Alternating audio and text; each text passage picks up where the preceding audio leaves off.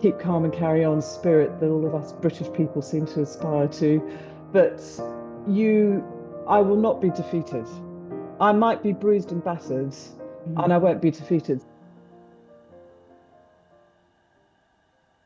Welcome, Jackie, and thank you so much for agreeing to be in on the podcast and be in this conversation with me about beyond resilience, a topic which is very close to my heart, and I suspect very close to the heart of many of the women that you work with in your amazing organization, Visible Inc., that we will talk about. So I want to introduce you just with the little I know about you, and you are, but which has already intrigued me. You have this fascinating career, 30 years in mainstream consumer media, high expertise working on some of the most amazing, iconic brands that you will all know, like the Country Life, FHM, Grazia. I'd be interested in finding out what that was like. And then you recently, or in 2019, co-founded with Jane Evans, Visible Inc. You have a mission to unleash the power of midlife women and watch out world as you do. So I want you to tell us a little bit about that as well, and this power that women have to be unleashed in midlife and how it's been discarded, forgotten, underrated, and the work that you are doing to make that visible again.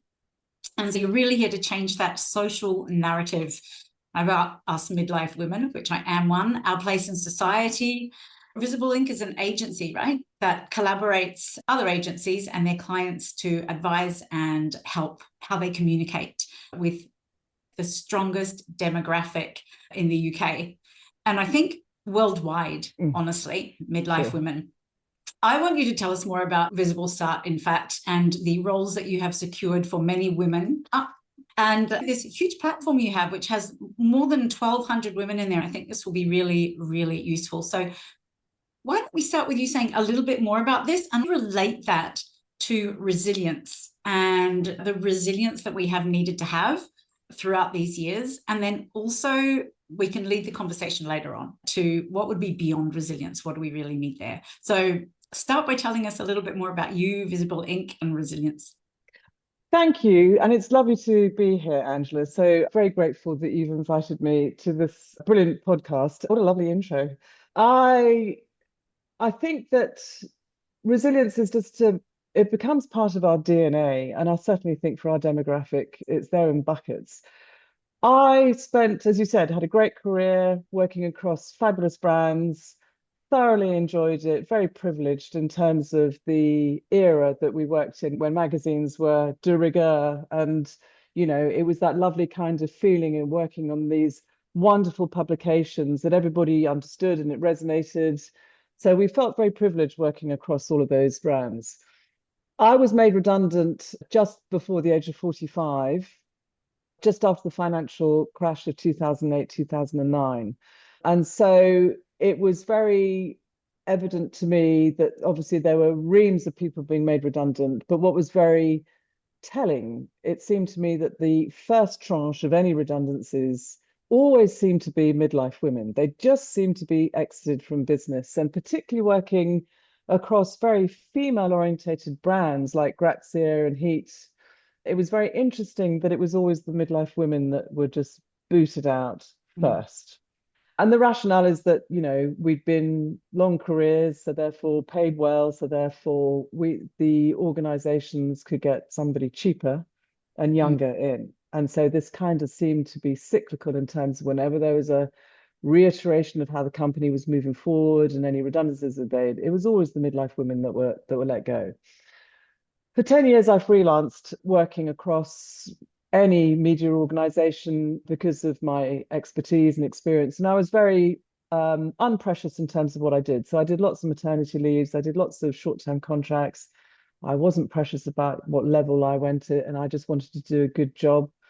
And I think that ability to pivot, to work in a different organization, to get under the skin of how a business operates, to have that experience of emotional intelligence in terms of how to engage with people quickly in order to get the job done.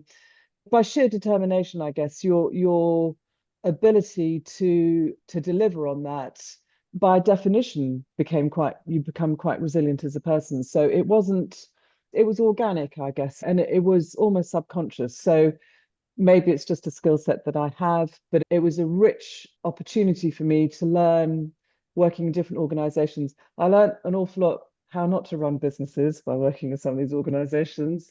I also worked with some fabulous people. I worked with some evil monsters, but I thrived on just learning new stuff all the time. I then as you said, set up Visible Inc. with Jane, my co-founder, back in 2019. And really, the fundamental principles of what we were doing, there were three pillars of our business. The first one is that, as you mentioned, Angela, is that changing the social narrative about midlife women and our place in society and the workplace. What's the driving passion to unleash the power of midlife women? It's a very, very simple, and this isn't UK orientated, this is global. It's a very simple premise, is that we haven't earned enough. We haven't saved enough. We have a pension pot that's a fraction of our male counterparts. We're going to live till we're 100. We're being exited from business when we're 45, which is not at the end of our career, it's the midpoint of our career.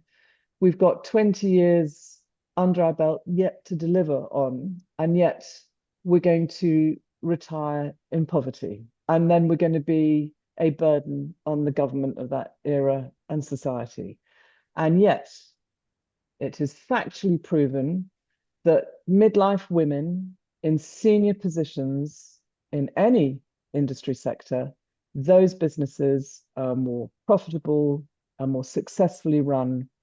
And so my role and my belief is that we've got to reframe our perception of what we represent to business. And it's not going the Oliver route, as I call it, the please, sir, give me a job, be nice to me and give me a job. It's no, it is you need us in your business, you need us in your organization.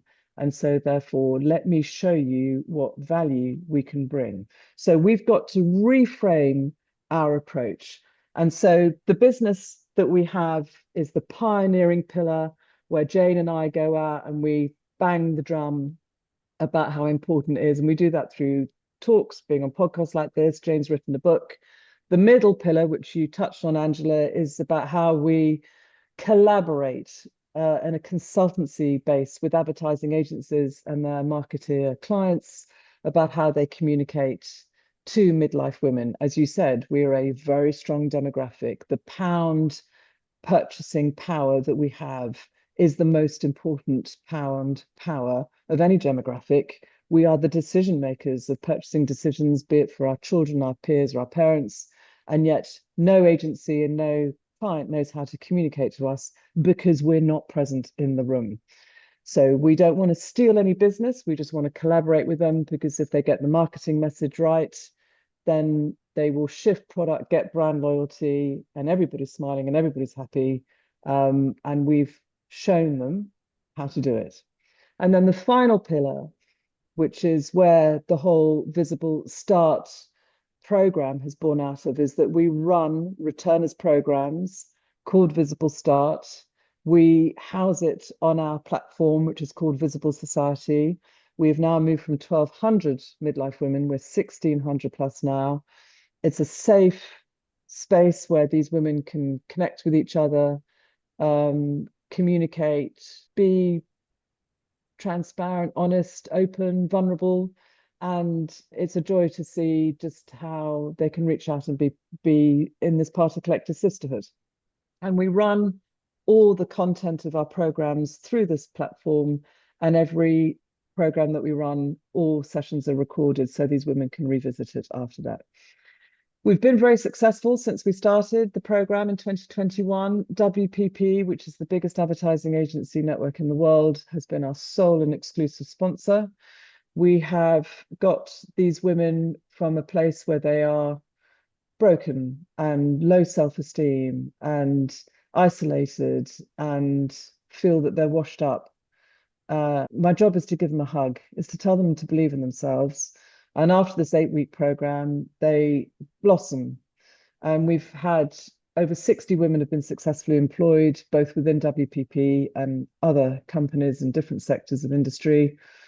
And the beauty of what we've given them is that they say to me, irrespective of whether I get a job or not, Jackie, what you and your program has done is given me hope. I get very emotional about that. And I think that if we can do more of these programs across different industries and get more women employed, then I'm happy to do this until I can be carted out in a box. It's joyous, it's humbling, it's rewarding, wouldn't change it for the world, wouldn't believe in a million years. I'm a gobby salesperson. If anybody told me 20 years ago, this is what I'm going to be doing, I'd be on your bike, not particularly interested. But actually, it's made me so much a better person. And it's just beautiful to see that we can just make that step change in these women's lives. It's hard work. Some of these women really don't believe in themselves. I almost want to physically smack them about a bit and say, you just don't know how great you are. But that's the joy of what we do. So that's my long ramble, Angela, all about me and my business. I didn't want to interject with any questions. I'm really touched by your story and through you, the stories of these women, how forward thinking they are, and how we need more organizations like that realize that this isn't about competition, and that resilience isn't about competition, and success isn't about competition, but it's about high collaboration and this capacity to really regenerate. So the work you're doing is just so it feels a shame to say that it's pioneering. It's like, wow, shouldn't be. It shouldn't be, but it is.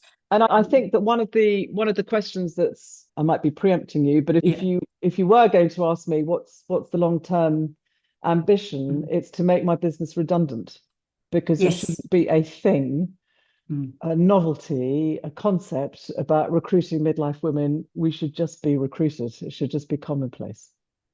Well, I totally agree with you on that. And I'm sure many of our listeners will agree. What I'd love to do is weave this back into the resilience conversation, which I'm so passionate about. And I could really see several threads in the way you were talking. One, also, I just want to let you know that I was I went through stages of frustration, heartbreak, and immense joy just listening to your introduction. Being a midlife woman myself, it's just like, how are we discarded? How are we discarded? And it leads me back to this deep resilience that we've had to have, and that resilience of fighting and pushing forward and overcoming, rising again. And there's been a lot of value in that particular conversation for me. But at the same time, what I noticed in yours as definitely down but not out, but also this immense creativity.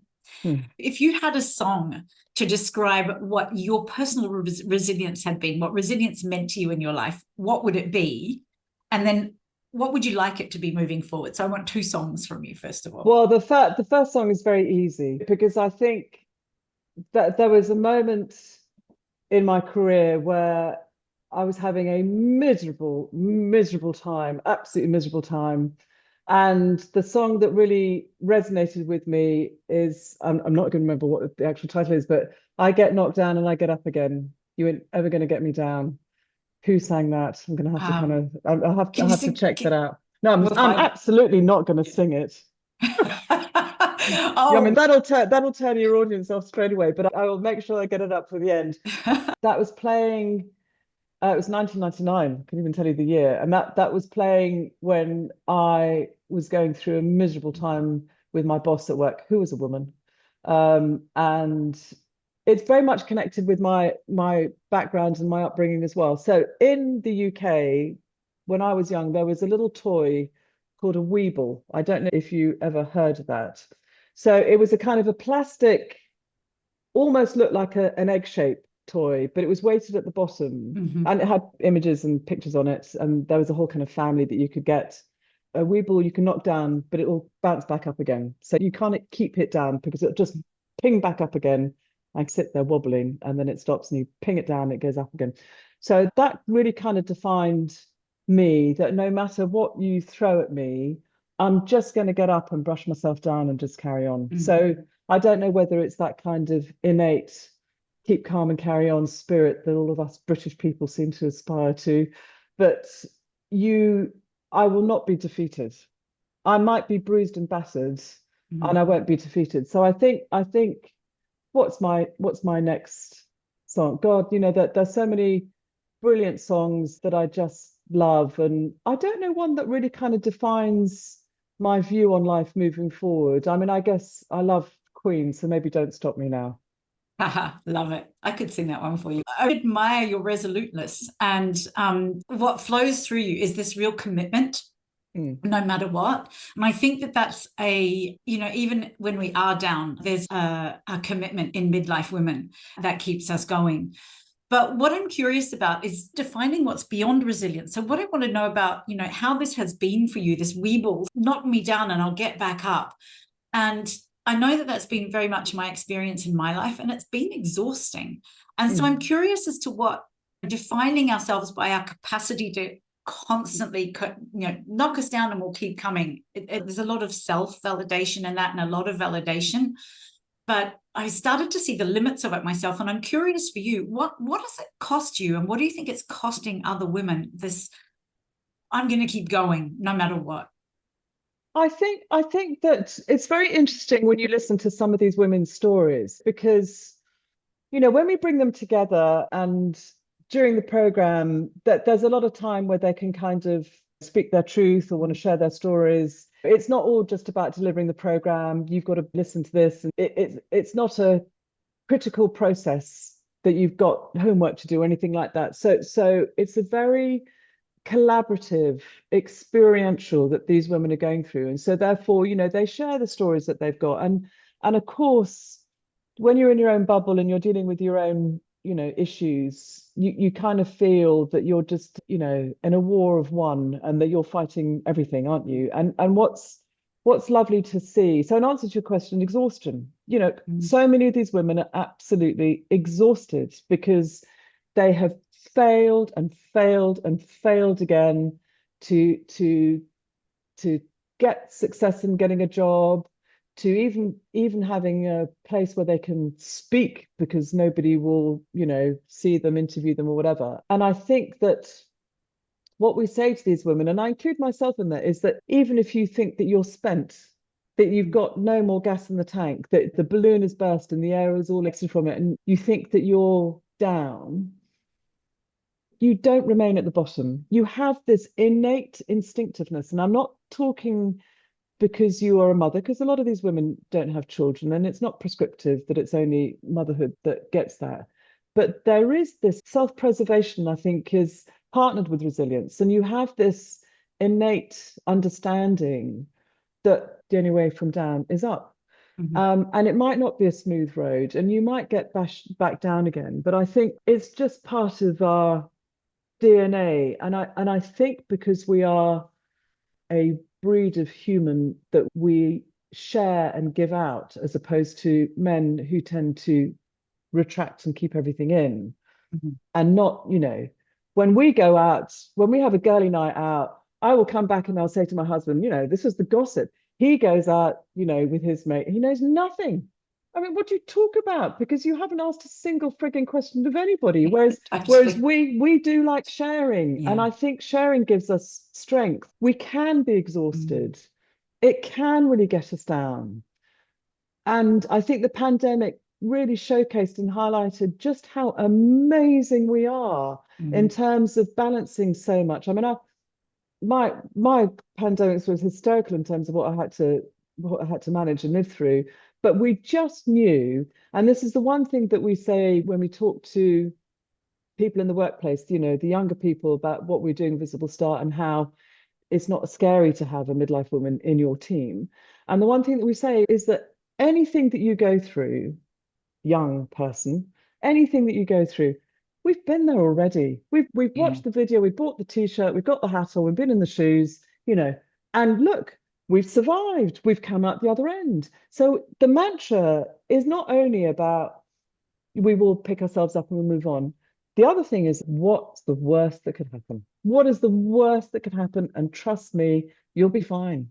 And I think that we try and impart that with these women and some who've had horrific stories, horrific journeys, but we do give them that nugget of belief, of self-belief. And I think if you've got that internal hub of self-preservation and self-belief, everything will emanate from that. And you just have to give that a cuddle and nurture it a bit, and you'll be fine. Oh, the image that first came to me when you were talking was like an absolute lighthouse of hope. But so that is fantastic, except it's also solitary. And what I really get from you is the connection and the nurturing that a lighthouse doesn't have. It's just out there shining on its own, leading forward. And there was something that struck me in the very beginning that came with your commitment and determination when you were talking about your story. What I noticed, and I wonder if that's partly what we're alluding to here as well, is your innate creativity. This capacity that you had that seems life-given. And it's something I've noticed in myself and in so many other women, but it sort of seems to go unnoticed. We're so busy like using our strength and our will to move forward that it's almost like we forget that what's really there, it seems to be what you're talking about as well, is just this, I'll just go this way, or I can go that way, or I'll go up and over, and finding new ways to create forward. How does that resonate with you? Well, I totally agree. I mean, I think that for me personally, I came from I'll brief very, very touchily in terms of my childhood. I came from a very privileged upbringing. So I had both my parents were doctors. I'm the youngest of three daughters. But I had a tough life because my parents didn't want me. I was a third girl, so I was the abject last-ditch attempt to get a boy and clearly failed on that one. So I was kind of scuppered from the get-go. And my angel, my savior was my nanny, who, not grandmother, employed a nanny, who brought me up for the first 11 years of my life. So I got unconditional love from her because I didn't get it from the people that should have been dishing it out.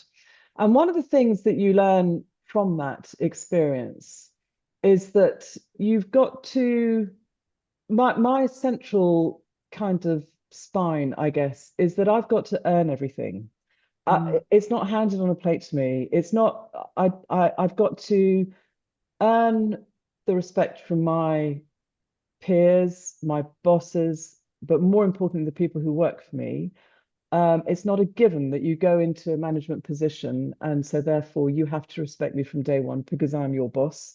And I think that attitude that I have had about everything that I do, the people who have really mattered in my life were strangers before I met them, and then they became a really important part of my life, and their respect and their validation I have earned because of who I am as a human being. So I never expect anything.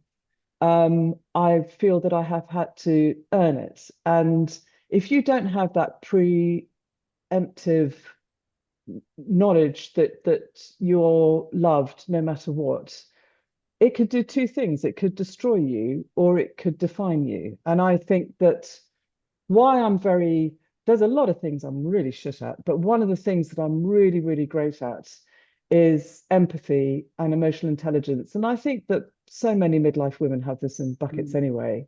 But what's really beautiful and validatory for me in terms of what we do is at the end of this program, it's all online, but at the end of the program, WPP has an in-person finale to, celebrate that we've finished the program. And it's hysterical because these women come in, they're about 50 or 60 who attend the in-person event because the program is national. So you can attend from wherever you are. Actually, international, we had people from abroad too. But they come running up to me and they pinch me and they say, I'm just checking that you're real. And, we can't tell you how wonderful what you've done to us. And I'm not telling you this, Angela, for the self-glory that it brings, but it's just knowing that we've managed to make a difference because of that new stream of confidence that we've given, because we've reached out and we've given them a hug. And I know how important that was for me, that's what my nanny did from the day that I was born. And so knowing that the warmth and care that you can give somebody my God, that fuels something in them. And if we can do that, and that we can reach out and we can change these women's lives, then that's the best validation that I could have. And it means so much to me because it means that, I've earned that from them and it's made a difference for them. So it's humbling, but I think that my upbringing led me to be able to do that in a good way. Clearly, your upbringing defined you. It didn't destroy you. And No. I know we had a conversation before and I felt like I was nearly in tears, and I'm really moved by this conversation just as much. And reweaving back that thread that you've just given, like that you've said a few times, that we're really nothing without each other, and that it is nurturing that helps us move forward. It's not being, even though we can, I've still got your Weeble, like, knock me down and I'll get back up. And there is a capacity for people to do that, but it keeps us in that real only survive state. And it's very solitary. Even like the lighthouse, it's a solitary thing.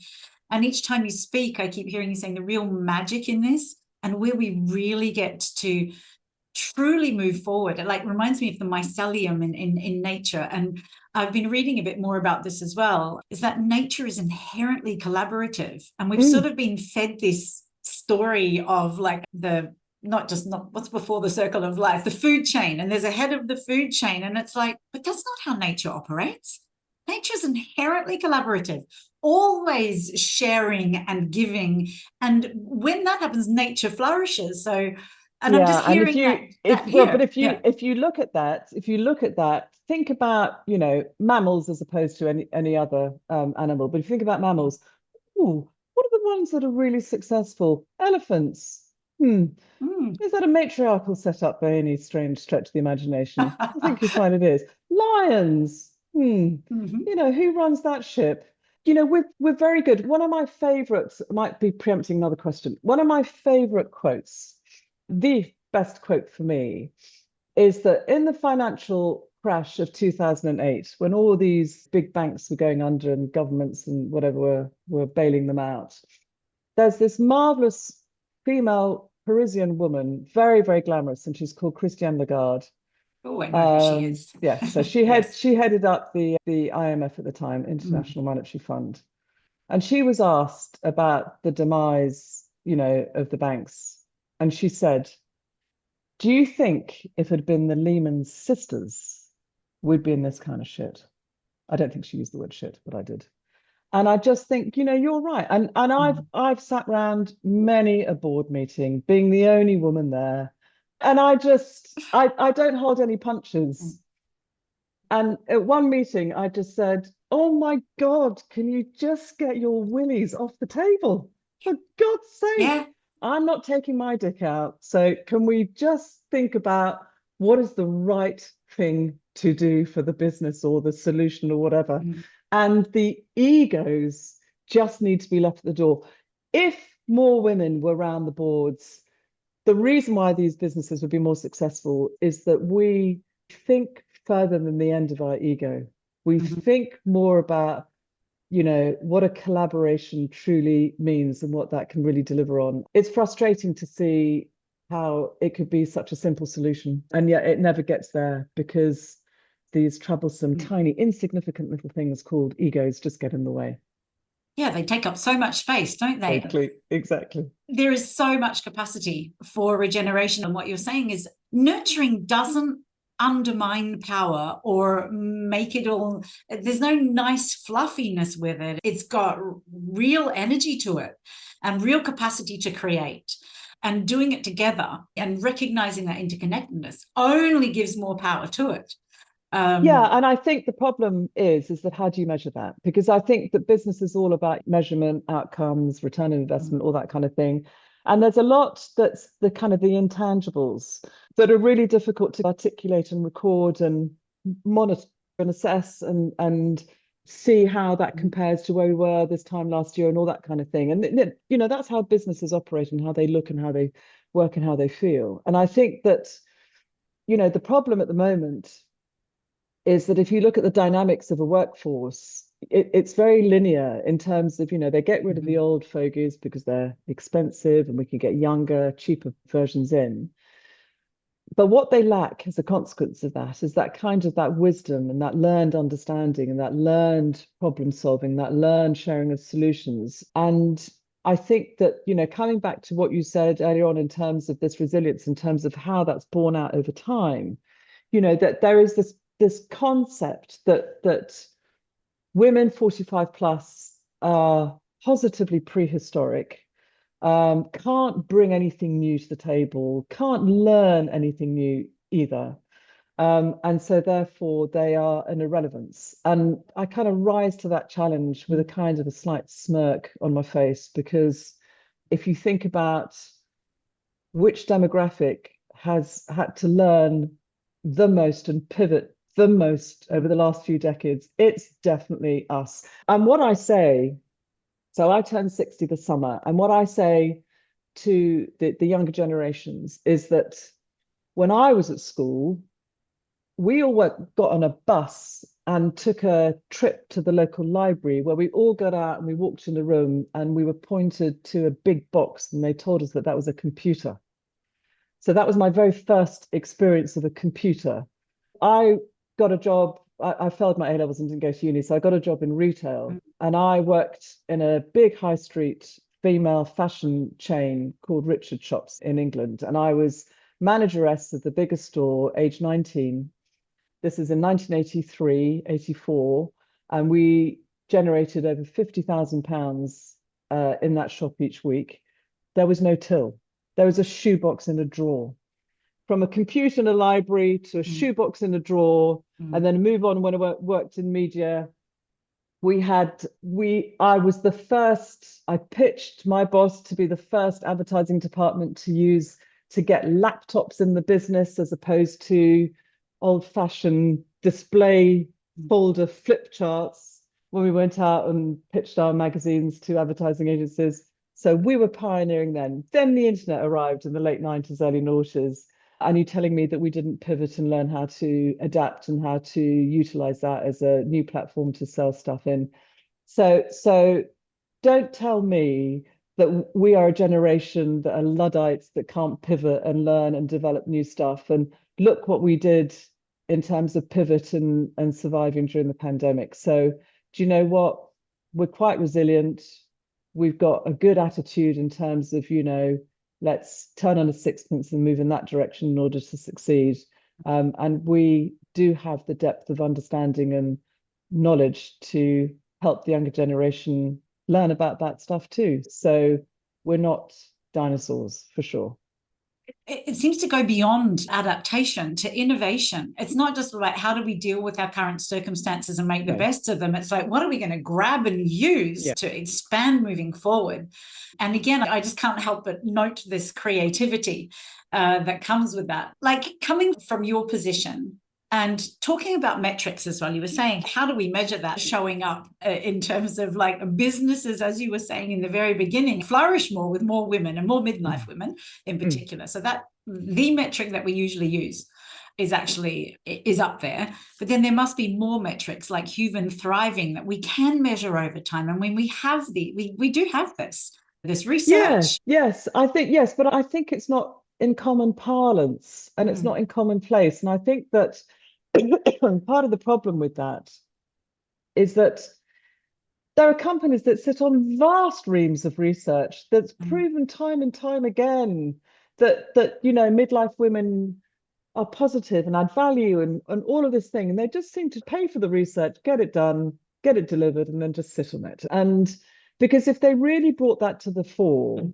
I don't think you and I'd be having this conversation. So I think it's how can we ensure that what business does addresses research, acknowledges, but actually processes and makes it part of their manifesto, their strategy, or whatever. And therein lies the rub. You need to have pioneers, which is what we've fortunately had with WPP, that are happy to do something left of field. And as you said, this is where the creativity comes in. The goal is to get more and more visible start programs out there, sponsored by different companies and different industry sectors, because no one is telling us that what we're doing is a shit idea.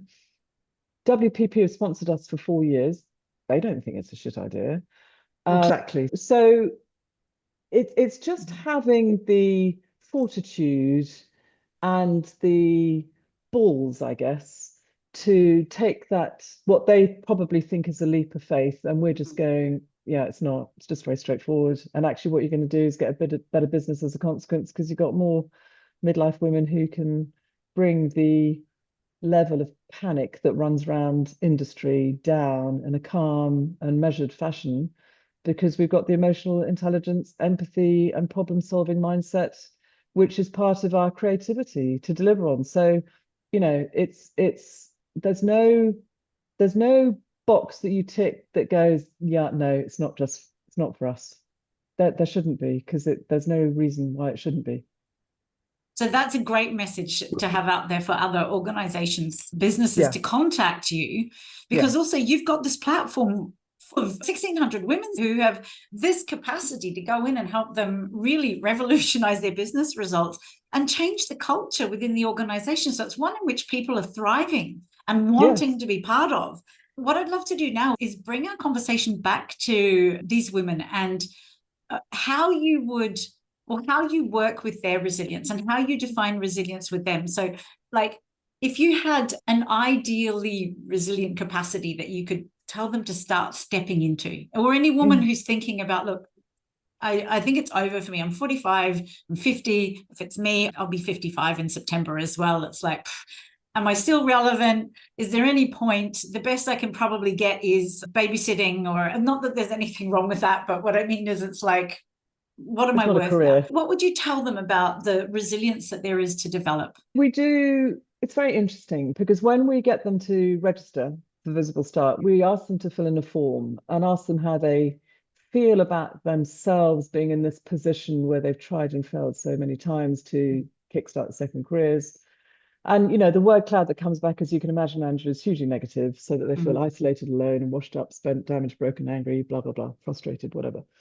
And when they start, so as I said, all the sessions are online, and we repeat every session 3 times, morning, afternoon, and evening, because we understand that despite the fact they might not have a job, it's not exactly that they're sitting at home twiddling their thumbs doing nothing. So we record every session so they can revisit it if they want on the platform. But thank you for busting that myth again. Yes, exactly. That idea that we're just there doing nothing. But what's interesting for me is the first thing that we do, we have drop-in sessions that we kind of articulate what the program entails, what it involves, do any Q&A so that they have that confidence to start. Because even at that point, there'll be fallout that some people will just think it's too much.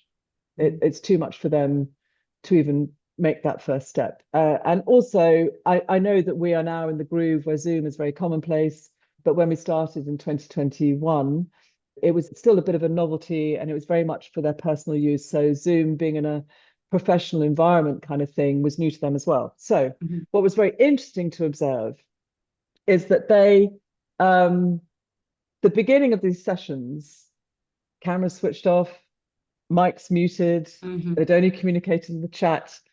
And the very first thing that we talk about and we focus on are the transferable skills. So how we get to these women to believe in themselves and to focus on that nugget of resilience and that inner glow that's going to kind of blossom and shine, is that we talk about the transferable skills. Now, these aren't things that I've made up. I took them from our government website. I'm sure they're universal in all first world countries in terms of understanding what those particular ones are. So there are 5 that we cover. And what we say to them is that you might think that you don't have any of these skills, but we're going to draw it out of you and to shine a light on you and to showcase that you absolutely do have these. So we do role plays, which also puts the fear of God in some of these women. And we ask them, you're going to be presenting back, and that also puts the fear of God in them. But we say, my sole job in driving this program is to give you a hug and to make you believe in yourself again. Now, a hug of competence sounds like you give. It is exactly that. And by the end of it, by the end of this 8-week program, It's just beautiful to see that the cameras are on, that the Mm-hmm. mics are switched on, that they're fiercely in your face and Mm-hmm. present and loud and proud and shouting hard. And all we tell them is that all we've done is just hold your hand through that journey. You know, Mm-hmm. I haven't made you something else that you are not. All we've done is just let it rise to the surface in terms of what your skills are, so that you can turn around and look yourself in the mirror and go, oh my God, I've got this. I am brilliant at X, Y, and Z. And one of my favorite stories, one of the women got offered quite a senior job at WPP. And my contact at WPP, she emailed me and she said, look, this woman has been offered the job, but we haven't heard back from her. And I went, oh, okay. I said, well, leave it with me. So I connected with her. I didn't say that I knew. I just said, you know, just reaching out, how are you getting on? Because we have an ongoing relationship with these women well after, you know, the program doesn't end and we just go, you know, have fun, good luck, off you go. We always engage. We do a lot of mentoring, a lot of, you know, practice interviewing, all of that kind of thing. So we don't just drop them when the program ends. So I reached out to this woman and she emails me straight back and she goes, yeah, actually, have you got time for a call? So I said, it's a course. So she calls me, not Zoom, she's on the phone, and she calls me and she goes, I've been offered this job. And I went, oh my God, that's amazing. Huge congratulations. It's utterly fantastic. I knew you could do it. And she said, I'm not going to take it. And I went, oh, okay. So walk me through why you're not going to take it. And she goes, I just don't think I'm good enough. And I went, right. I said, so you know that they interviewed you for the job? And she goes, yes. And I said, and there were many other candidates that they interviewed as well. She goes, yes. And I said, and they've offered you the job because they think that you've got what it takes to do the role. And she goes, yes. And she said, yeah, but you know, I just don't think that I'm up for it. And I said, and do you remember that we did a whole session with our professional life coach Mm-hmm. talking about self-saboteur and imposter syndrome, and that you might only have 4 out of the 6 requirements and you think that you're not good enough. She goes, yeah. And I said, do you remember at the end of that we kind of broke down those self-saboteur elements and that imposter syndrome, and that you all kind of recognize that we do that by default? And she goes, yeah. I said, and you're still not sure? She goes, yeah. And I said, do you want my advice? And she said, yes. I said, okay, take the fucking job. For fuck's Love it. sake, take Yeah. the fucking job. We've trained you, we've given you all to go. I said, and what is the worst that could happen? You just don't like it. And so therefore you just leave and say it's not for me. And so my point about that is, Yeah. Angela, is that even though we kind of extract all that great things to make these women believe in themselves and to shine and to get that job and to be that positive, forward-thinking person, we do have a default mechanic. We do have that default thing that we can slip straight back down to the default position of I'm not worthy, I'm not good enough, Yeah. and I haven't got what it takes. So it's not that there can be breakthrough moments, but we also know that you can kind of slip down and then you've got to pick up and then Mm-hmm. you've got to go back up again. I don't mind how many attempts it takes, because the joy when they do succeed. I work from home. I'm at one end of the dining table as my office, and my husband, when he works from home, is at the other end. And there are times when he just looks at me after the call and he said, did another woman get a permanent job? And I went, yes, they did. I'm a mess. And he just thinks it's hysterical Yeah. because he just knows how emotionally involved we are, but just how it's changed him as a man as well, because he can just see how brilliant it Mm. can be to change these women's lives. And he's obviously super proud of what we can do. It's wonderful when we can make a difference, but it can be a tough journey for these women to actually Yeah. on board with it. So we're nearing the end, but I did want to Mm, pull out a couple of things that I heard. One of them is, like you were talking about imposter syndrome, we do have to fight against our own resignation as well to the way things are. And that is one of the ways that I would see that we used to exhaust ourselves, and or I used to exhaust myself, was trying to overcome my resignation. But the way you're saying, I would say, like, lean back and let yourself be helped. mm, And I think that that is a new way for us to really consider building our resilience moving forward. We're not alone. no. there you are with your organization, like willingly helping. And most women will willingly help. Like you're saying, we're highly collaborative. And so we don't have to only depend on ourselves. And so, No. and when it's given to you, it's like, lean back, lean back. Too true. But I also, I will caveat it by saying candidly that there are some women who are too broken. They're too broken. And what also, do you see for them? well, we're mindful of it because, you know, I'm no counselor or therapist or professional expert at all. And it's very difficult to navigate that when it is screamingly obvious to me that they're not going to get a job in a million years. And it's very, very difficult. So what do you do about that? What you can be is supportive and help them as much as I can, but you just know that it's something that we can't cater for. But one of the things that is very important and very different in this new working environment is that there are many companies that are supportive of neurodiversity and allyship and inclusion and all that kind of thing. I'm not talking about if you've got ADHD or if you're dyslexic, but I'm talking about that you're quite damaged and not for neurodiverse issues, but for other, whatever trauma that you've gone through. So businesses are far more welcoming in terms of diversity, and I think that's really important. But we can't be everything to everyone, and we've got to be mindful of that. And we've just learned in terms of the ways that one of the good things is that they're still part of this community and that sisterhood that they can kind of share their experiences with. But there are some women that are just not going to get a job. But that's a great message for resilience as well, is knowing your limit, having a mission bigger than you is what I really see in you. But also knowing what your limits are is important for your resilience and everybody else's. And I continue my coaching training all the time out of the love for the work that I do, for the craft that I have. And last night, one of the trainers was saying what's essential is knowing your work. Like that, like just knowing your work. So knowing what's not yours. You can't be everything to everybody. No. So I think that's a message for all women out there. It's just recognizing you don't have to do it on your own, and you don't have to be the only one doing it for everyone else. I can really see the parallels of those messages from you that are important. Exactly that. So I want to thank you so much. It's been a really rich conversation. I would love you to sum up with two things. What are some insights that you've had about, from our conversation for you? And then would you tell us where we can find you, or where we tell women and organizations where they can find you? So I think resilience it's a very rich word. It's a very defining word. And I think that for me, what I feel about resilience is that it's almost an enveloping cloak of reassurance.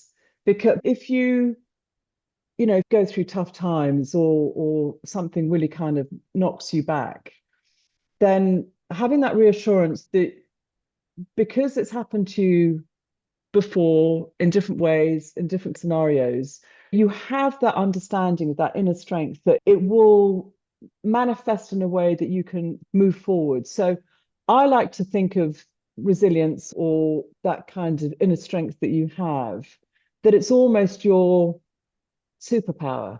So I kind of think you attribute it to a cloak because of all those male superpowers having one.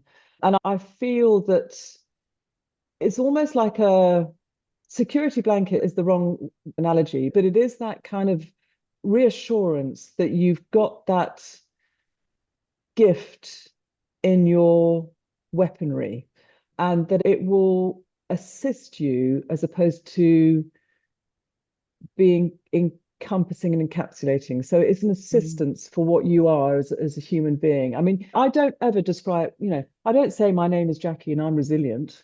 No, it's not a word we use, is it? No. And yet it keeps popping up everywhere, which is why I wanted to do this podcast. It does. And I think it's a very clever thing that you've picked on, Angela. But I think it's part of our DNA. And having that close to hand is a reassuring touch point. So that no matter what comes at you, and we've had loads of shit over the years thrown our way, You just know that it's part of your smorgasbord of traits, and you'll be fine because you can just whip it out, use it, and then you can put it back in again and use it another day.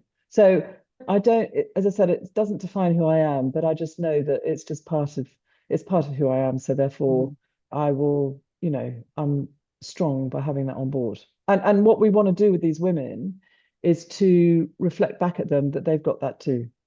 Mm-hmm. Thank you. I really resonate with what you've just said. And I love the multi-purpose cloak. Helps you fly, but it reassures at the same time. It wraps you up. It's fantastic. And it's in you. I can really take away that message that it doesn't have to make you hard or define you, or it's like, I don't have to be resilient, but it's still fundamentally who you are. Almost something natural. Yeah, it is organic. It is organic for sure.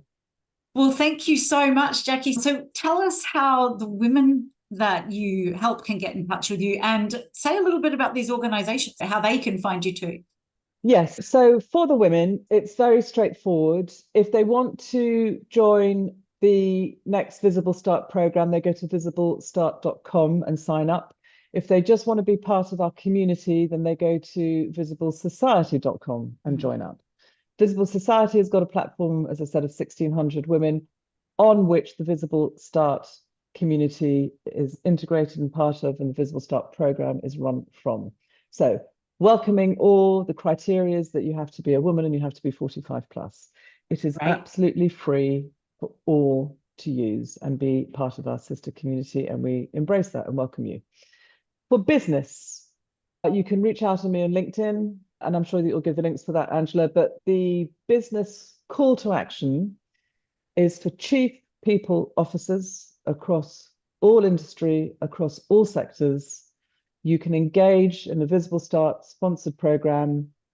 It's very easy to participate as a sponsor. We do all the heavy lifting. You will love the fact that your employees can be involved in the Visible Start program as volunteers. They'll love you for allowing them to participate because it makes them feel good. We know that from the feedback that we've got. And from a cost-effective perspective, if every program that you participate in, if you employ women from that program, then we are as expensive as if you went to a recruitment agency and paid a finder's fee for that, placing that woman. So it's not an additional expense. It should be part of your budgeting for resource management. And what's not to like to have more fabulous women just like me being part of your organization? Well, I don't want to add anything else to that. That's a fantastic way to end this podcast. I thank you so much, Jackie. Hi, Angela. I wanted to just say that I really appreciate you sharing with me your interview with Jackie Duckworth. What an amazing woman. And I get to have a conversation with you now where I'm just like any one of our listeners, trying to take an understanding of what Jackie has talked about and tell you about how I feel about it. I can't wait to hear it and to align with what you're saying. It was a really powerful conversation, and I'm sorry that you couldn't be in that conversation right from the beginning. I know you would have loved it. Jackie has this incredible energy about her as well, very clear and precise and full of luminosity at the same time. And so I am curious, Carolyn, because you weren't there. So as a listener, what really struck you in the conversation about maybe both about resilience, the narrative that we're continuing around resilience, and also what did you pick up about beyond resilience and what might we need to cover more of? Yeah. Well, first of all, I was really inspired by her story. I mean, a lot of us can resonate with the fact that she was made redundant at 45. You know, there was this narrative around midlife women not being worthy anymore, and there's no career progression, there's no purpose in us being even around. You hear that from time to time, don't you? Which is just crazy. And her drive to change that social narrative, to work with advertisers even to get the message across, and to work with midlife women to really rebuild their lives when something like this has happened to them, is just so inspiring. So great that she's doing work to change the narrative, which is just amazing. That's the first thing. Let's get more people like Jackie around, working on this and changing our view of ourselves and who we are in this midlife. stage. Yeah, she's an absolute force of nature. I that's so true. And midlife women are a force of nature. We are. I mean, part of me is incredulous at the fact that we're like so easily overlooked. It's like, how does that even happen with everything that we have taken care of throughout our lives? But yeah, so happy that you picked up on that force of nature that we are. I still feel like a force of nature. I'm crossing the Pyrenees this year and I'll be 55, and I don't know, it doesn't seem to it doesn't have to stop us, our age, but I get that society has some weird idea about where we should be and what we should be doing or what we're capable of. But what and else did you? I have the same. Yeah. I should just say I have the same sort of thing. It's as you know, I gave up a really successful career a year ago, and that's because I wanted to redefine who I am and what I do, and it felt really risky at 54 to do that, and I'm turning 55 and we're doing lots of really exciting things. But in the back of my head, every once in a while, when I have that really low moments, I go, I'm 55, I'm an older woman, am I going to get a job, da da da da da. It's so, you do have this social narrative that goes in your head even when you're doing wonderful things, right? So yeah, it's happened to me too. It's happened to me too. I agree. And given that you beat me by half an hour just on a 5K swim, I think far from over. Not that I'm the reference for swimming either, but seriously. And so yeah, we're happy that Jackie's out there, force of nature herself, helping other forces of nature be recognized, and really be more than resilient. And so what else did you pick up, Carolyn, from that conversation? Well, she had that wonderful metaphor about the weeble, and we all grew up with these weebles when we were young, which is, she described the things that bounce back. And I just thought, oh my gosh, that is the perfect metaphor for the awful nature of resilience, right? That you're being beaten and all you do is pop right back up again so you can be beaten again. Yeah.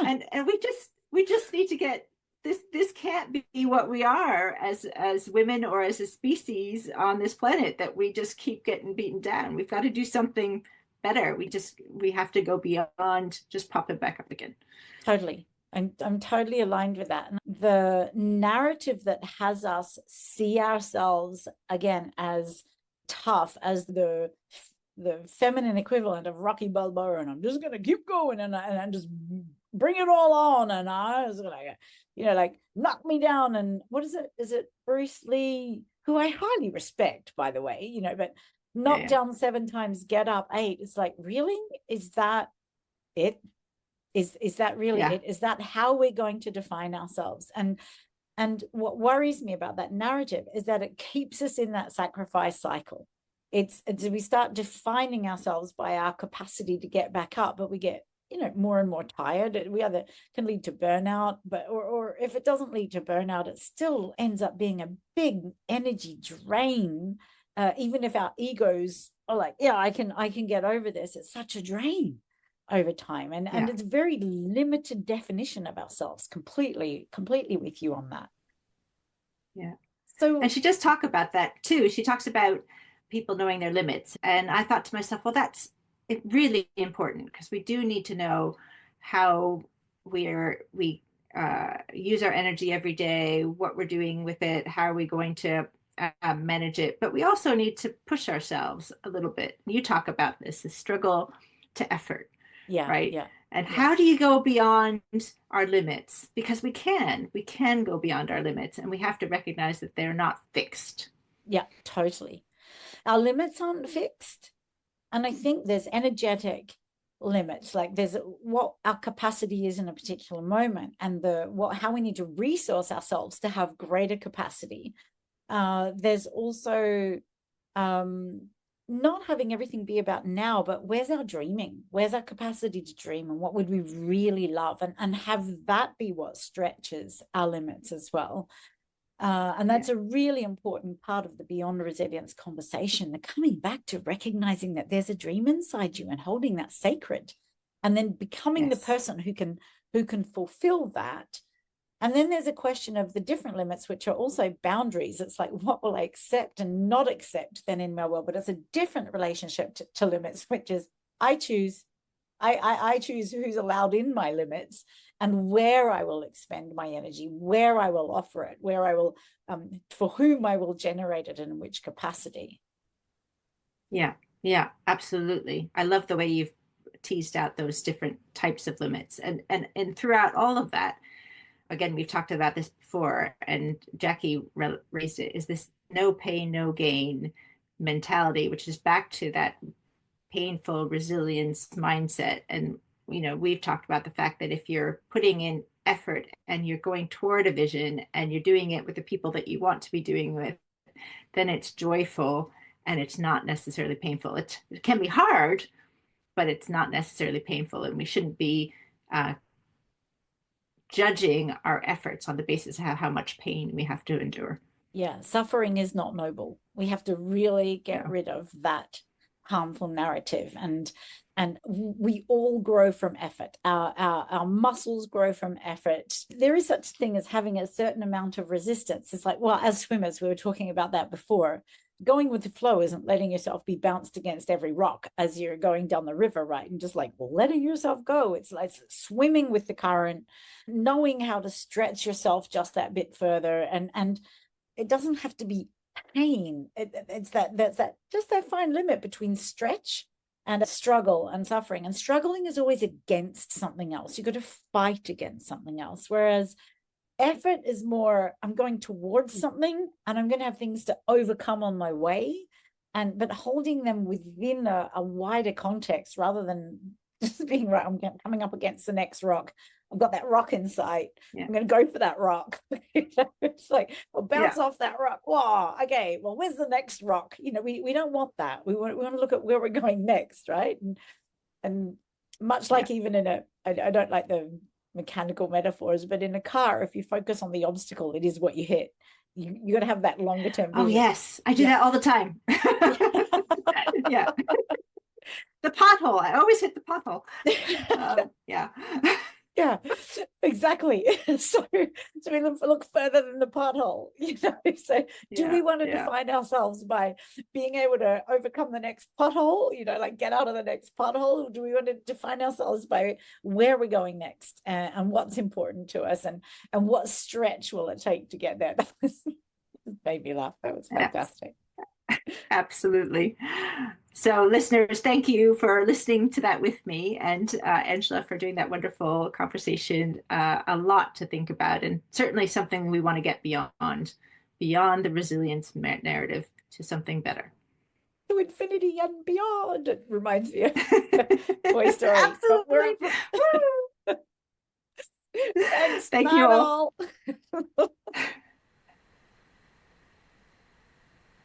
And that brings us to the end of another episode of the World Beyond Resilience podcast.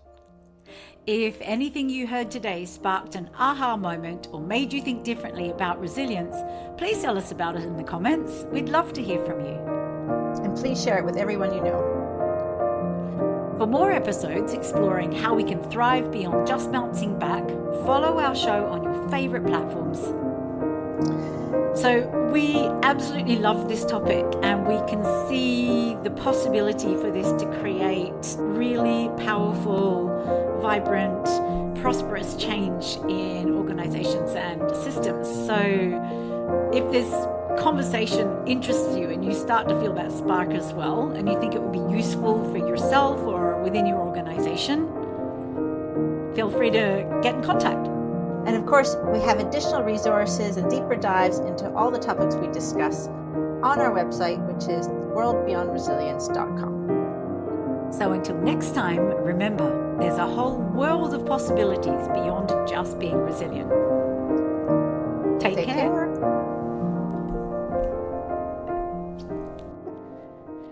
Give us a call.